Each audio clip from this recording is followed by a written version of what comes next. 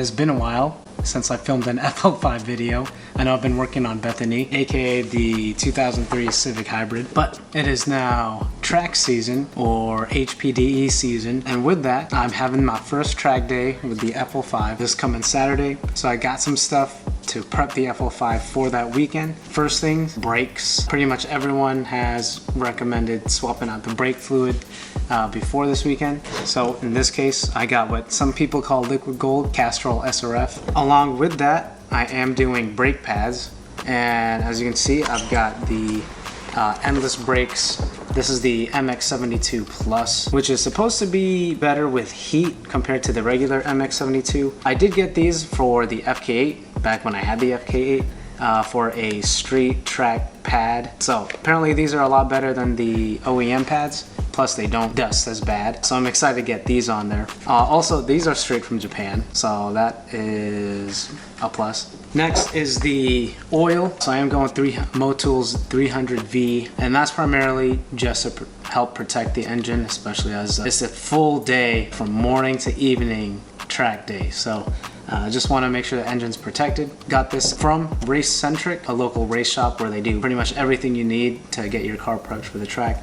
So shout outs to them. With the oil, I did get the oil filter from the dealership. The crazy thing is this is the part number RTA003. I know that there's been talks of the difference between the Honda OEM filters, one that ends in A02 versus the RTA part number, which apparently is better than the A02. Not only that, came with a washer, and this is cheaper than pretty much anything I can get at Ozone. So for the oil filter and the washer was like 12 bucks after tax. So definitely doing this for pretty much all our vehicles.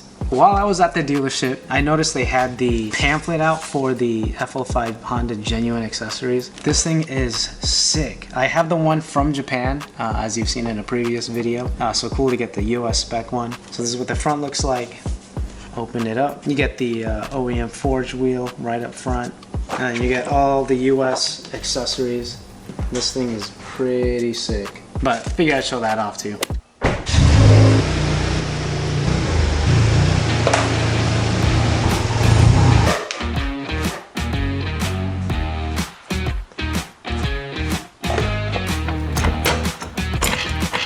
Yeah, I'd love to have a quick jack because this does get old. Also, the reason I use wheel chocks is because there was a time where I was lifting the Civic up and it started rolling back on me, even with the e-brake on. The cool thing with Honda is that they have this little piece right here that you just remove to get to the jacking point. Honestly, for this reason is why I haven't considered getting an aftermarket diffuser, is because most that I've seen don't have that this removable piece. All the other diffusers are just solid and covers it up, and then just there goes my jacking point. So that's why I want to so far just stick with the OEM rear diffuser. Now that I got the car jacked up, I'm gonna go ahead and remove the wheels, especially since we're gonna be doing brakes right after I do the oil change. Spacer's still looking good. What's crazy is that I just changed the oil on Bethany and the Pilot, and each one is different. So this uses a flathead to remove the under tray. Bethany uses push clips, and the Pilot, you don't have to remove any. Now the sad thing, maybe it's not that sad, but I changed the oil about 1,000 miles ago. So actually, the oil shouldn't be too bad, but gotta get the good stuff. Now, did I need to change the oil? Maybe, maybe not, but it doesn't hurt to be overly cautious just to protect the engine. All right, so as the oil's draining, again, this was 10 bucks from the dealership. All right, so got the Motul 300V here. Pull that out a little bit. Now it gives you a little bit of a spout to pour. And we're just putting it some on here just so it doesn't seize up on us. And there we go. 4.2 essentially. Now for all of those that say, dude, why are you using 0W20? You should use 5W30. I'm here to tell you right now, We don't care. Let me tell you something. We don't care. Jerry. I mean, people track on 0W20 also, from what I've seen. This is OEM spec. They said it was good for it, so I'm really not too worried, especially the way that this is formulated. Perfectly okay with me. Alright, to do the rear brakes, you can either manually adjust the parking brake, that way you can push the piston back in, or just use one of these scan tools and just put the brakes in a service mode. Alright, so I was just about to do the brake pads until I realized I can't put the rear brakes into brake service mode to just easily change the rear brake pads, which sucks. So, as pretty much everything that I do with this car, nothing goes as perfectly planned the first time. There is a way to replace the rear brake pads without going into service mode, and in fact I've done it on Paul's FK7. You basically just have to unbolt the parking brake motor from the rotor, essentially unlock it, and you'll be able to press the piston back in. I don't want to do all that work. So I ordered a different OBD2 sensor, which should let me enable the brake service mode. So what I'll do now is I'll just change the front pads and I'll bleed the brakes and put in the new brake fluid. So what we're going to want to do is hammer this in. I do have a specific tool for that. This bad boy. Basically there's a divot in here that lines up here. That way I don't have to risk this thing slipping.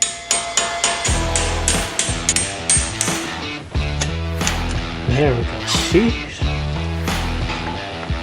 So, again, these are the pads that I got for the FK8, but these should fit the FL5 as well. And they appear to be the same size. As you can see, this has got the split in the pad for gases to escape. So definitely better for heat as compared to the stock OEM one where it's a solid pad. As far as thickness goes, it probably started out at the same thickness. This is clear, obviously brand new. The cool thing with these is they do come with shims. It's supposed to be help reduce noise. So they do peel back. And there we go. And these should help with the any weird sounds from the pads themselves.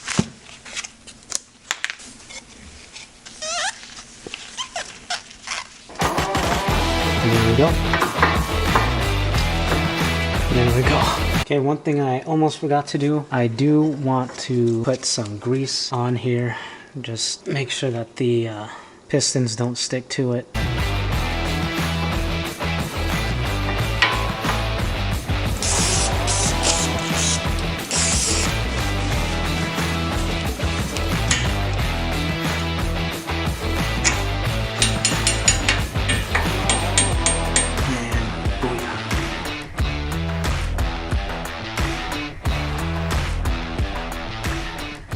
Alright, I did get a new bleeder bottle. This was the old school way I was doing it. This bottle actually comes with a one-way check valve, so that way no air is introduced back into the brake caliper. Also, sticks right there. I can get the fluid to pump out this way.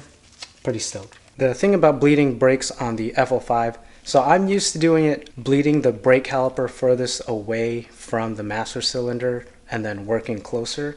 But for this vehicle, apparently you just start with the closest caliper and then go clockwise. So we'll do driver, passenger, rear driver. Simple enough.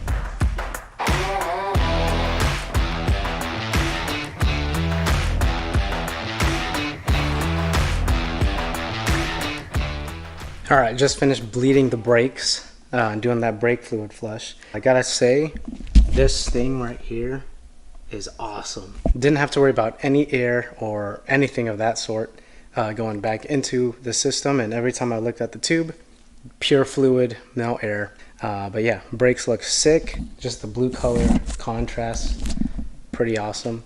I'm sure it'll look even better on the rear. I'll probably just bed the brakes tomorrow because it is pretty late. Want to go to bed because I still got work in the morning, so yeah. Alright, next day, I got my other scanning tool, and apparently this has the function to put the brakes into brake maintenance mode. I'm gonna verify that now. Hopefully it works. Well, it doesn't work. It has the option, but apparently the vehicle is not compatible with this. Gosh dang it. Well, track day's tomorrow, so I guess I'm doing it the old-fashioned way. Okay, so there are 2 hex bolts that hold the motor in. There's also a plug. Okay, there's 2 of these. This is what it should look like. Just remove those 2 and you should be able to pull it out. There you go, motor's out. Not sure if you'll be able to see it, but this thing right here, that's what you twist to make sure that the piston can be pushed in. That pretty much just loosens it.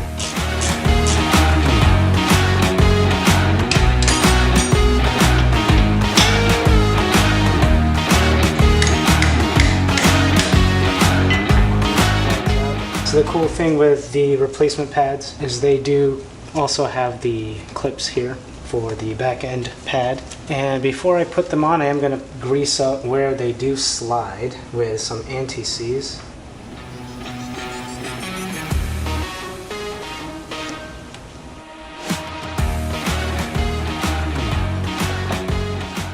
I'm going to put some grease just a little bit where the piston actually touches.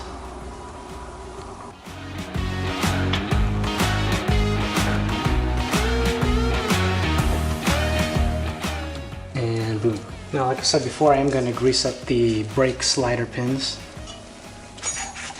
Do a little cleanup and then re-grease them.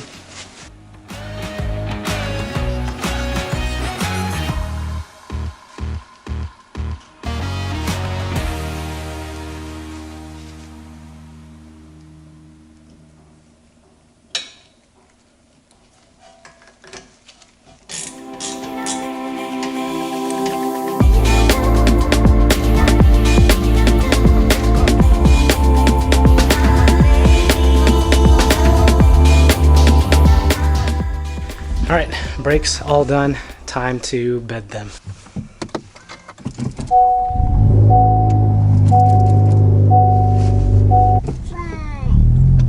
Oh, we got a car behind us. Fast, fast. Whoa.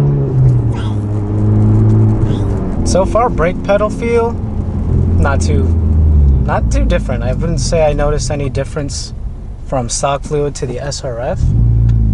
The pads, although not broken in yet, also can't tell too much of a difference. This car has already been able to stop on a dime.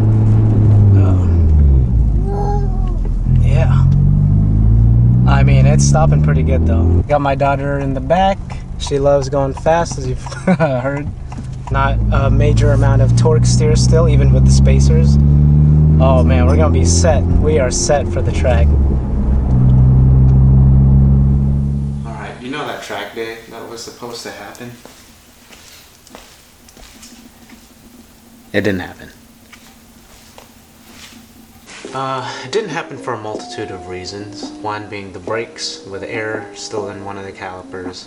What conditions? The biggest reason, my wife's health. Which means I was taking care of the wifey, the kid, in the house. Which is not a problem at all. Actually, as a man, it's what we should do.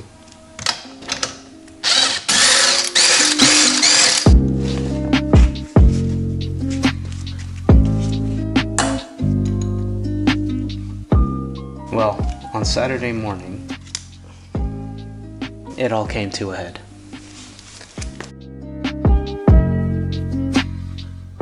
And this is when the dilemma hit me. Do I have my wife ask someone else to take her, or do I cancel my track day, no refunds, and take my wife and be with her? This is one of those times where my convictions, my personal convictions, were tested, because in the Bible, God says many times that husband and wife shall be one flesh.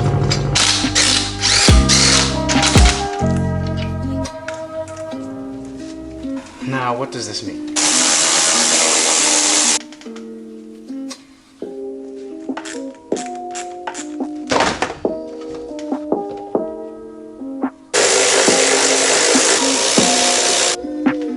And there it is. means that everything we do together. Our decision making, our planning, everything that we decide to do is together. In good times and in bad times, literally everything, our relationship comes first. It takes priority over every other relationship. That includes our relationship with our friends, our family, our parents. Shoot, even our kids. Our relationship takes priority even over our kids. And I know a ton of people may disagree with that, but you know, this is what it takes. This is what God says. And what God says is true and it's good. As Jesus says in Matthew 19:6, what God has put together, let not man separate. Look, marriage is a gift from God. It's a reflection of Christ and the church. And as husbands, we are to love our wives as Christ loved the church. And what did he do? He died. He died for the church.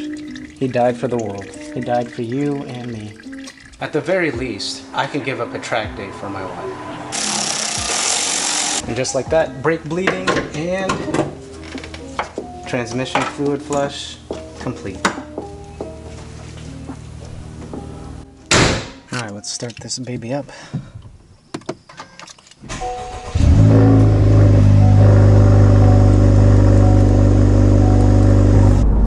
Alright, after the brake job, the brakes feel good. Shifting feels good. Each gear feels really good. First gear especially, sliding right into first is good.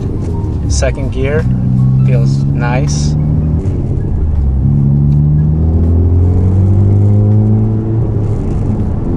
Yeah, shifting feels good. I'm glad I did the transmission flush.